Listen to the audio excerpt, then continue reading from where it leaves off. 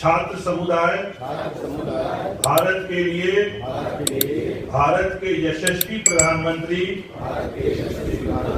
श्री नरेंद्र मोदी जी के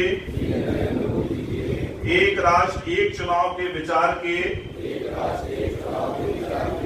प्रति अपना समर्थन प्रकट करते हैं। आयोजित कार्यक्रम में है एक राष्ट्र एक चुनाव का विचार भारत में चुनावी प्रक्रिया में सुधार की दिशा में एक सकारात्मक एवं दूरदर्शी। इसका उद्देश्य सभी राज्यों में विधानसभा चुनाव और लोकसभा चुनाव के साथ कराना। निश्चित ही प्रधानमंत्री नरेंद्र मोदी जी द्वारा प्रस्तावित विकसित भारत 2047 के विधानसभा के चुनाव खत्म हुए। जनवरी में उसके परिणाम आए और मुश्किल से 4 महीने का समय लगा और मार्च और अप्रैल के आसपास लोकसभा के चुनाव आ गए। 4 जून को लोकसभा का परिणाम आया, उसके 1 महीने बाद झारखंड के चुनाव आ गए, जम्मू कश्मीर के चुनाव आ गए, फिर उसके बाद महाराष्ट्र के चुनाव आ गए, फिर उसके बाद क्या नाम से अभी कुछ 2-4 महीने पहले हमने देखा कि दिल्ली के चुनाव आ गए। और अब आप लोग मीडिया जगत से भी बहुत सारे लोग बैठे हुए और हम लोग सब यहाँ बैठे हैं, हम लोग देखते हैं कि अब सारा जो है दिल्ली चुनाव को ये बिहार चुनाव की तरफ सब केंद्रित हो गए। तो मेरा कहने का मतलब ये है कि जब राजनीतिक तौर पे आप लोग हमको जनप्रतिनिधि बना के जब पहुंचाते हो दिल्ली भोपाल, तो हम लोगों की भी मजबूरी रहती है क्योंकि हमारे पास समय सीमित रहता है।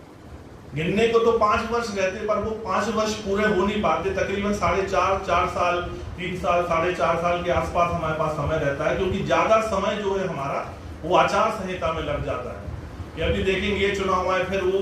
आचार संहिता लग गई। कई बार हम लोग देखते हैं कि भाई बिहार में चुनाव हो रहा है, महाराष्ट्र में चुनाव हो रहा है, पर यहाँ से क्या मतलब। पर क्या होता है कि जो अधिकारी रहते हैं, बड़े बड़े अधिकारी, उनकी ऑब्जर्वर के तौर पर बिहार में ड्यूटी लग गई, किसी की महाराष्ट्र में ड्यूटी लग गई, फिर वहां पार्टी की तरफ से सांसद की ड्यूटी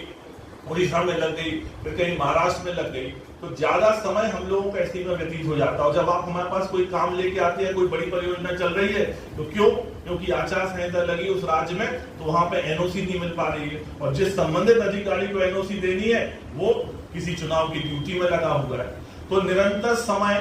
बीतते जाता है और जो विकास सारा पैसा आना है आर्थिक रूप से,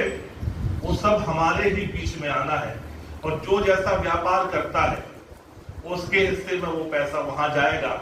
तो अभी जो पैसा दमों में आता है वो कम आता है, लेकिन जब विश्व स्तर पर जब बांदरपुर उठ जाएगा तो सारा पैसा हमारे दमों में आएगा और आर्थिक समृद्धि का दौर पुनः वापस दमों में शुरू हो जाएगा। तो इसलिए मेरा आग्रह था सभी से कि एक बार दमोह शहर के सभी व्यापारियों के साथ बैठ के इस बात की चर्चा करें, क्योंकि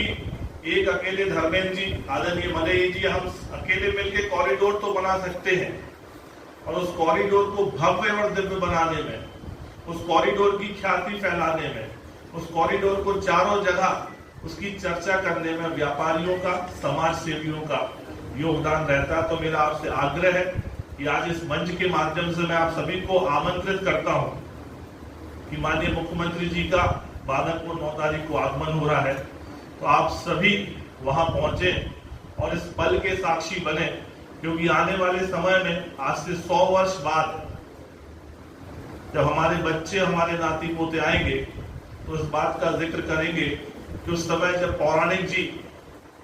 थे, उस समय जब कपिल सोनी जी थे, उस समय संजय यादव जी थे, और भारतीय जनता पार्टी के जिले के अध्यक्ष श्याम सवेरे जी हुआ करते थे। उस समय ये नींव का पत्थर रखा हुआ था और उस समय ये भव्य और दिव्य कॉरिडोर बन के तैयार हुआ है। तो मैं आपसे आग्रह करता हूं कि इस पल के हम साक्षी बने। और मैं हमेशा कहता हूं, मैंने पहले भी कहा है कि बांदरपुर एक ऐसा स्थान है जहां पे मैंने बहुत से लोग यहाँ बैठे हुए जिनको मैंने देखा कि हर सोमवार में जब मैं कई बार जाता हूँ, तो मैंने देखा कि बहुत सारे लोग वहां जल चढ़ाने जाते हैं हर सोमवार को। बहुत सारे लोग शिवरात्रि पे मुझे मिल जाते, बहुत सारे लोग मुझे बसंत पंचमी में मिल जाते, और हमारे 3 मुरली से, हमारे पुराने थाने से, ऐसे बहुत से स्थान है, बनवार से, हमारे हिंदोरिया से, अब तो हटा से बहुत सारे ऐसे स्थान हैं जहां पर हमारे नौजवान युवा लंबे समय से बारात लेके शिवरात्रि पर जाते हैं और बड़े भव्यता और दिव्यता के साथ हम लोग शिवरात्रि मनाते हैं। और मैं हमेशा कहता हूं कि जागेश्वर नाथ जी ने प्रत्यक्ष और अप्रत्यक्ष रूप से इस सभागार में जितने लोग बैठे हैं उनको कुछ ना कुछ कभी ना कभी उन्होंने दिया है, और जिसने जो मांगा है उसको जागेश्वर नाथ जी ने दिया है। और मैं तो ये मानता हूं कि इसके पूर्व में आदरणीय शिवराज जी थे और महादेव जागेश्वर नाथ ने यह तय किया कि 9 तारीख को उनके इस भव्य कॉरिडोर का भूमि पूजन होगा। तो जब स्वतः जागेश्वर नाथ जी ने तय किया है